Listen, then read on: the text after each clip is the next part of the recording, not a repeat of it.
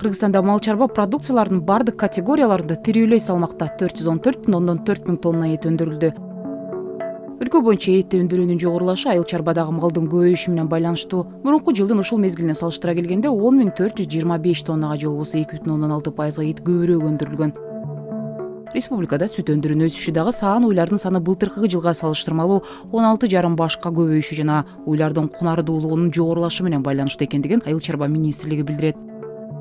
Январь айынан ноябрь айына чейин өлкөдө 1,692,5 мың тонна сүт өндүрүлгөн. Ол өткөн жылдын ушул мезгилине карата 38,208 тоннага же болбосо 2,3% көп.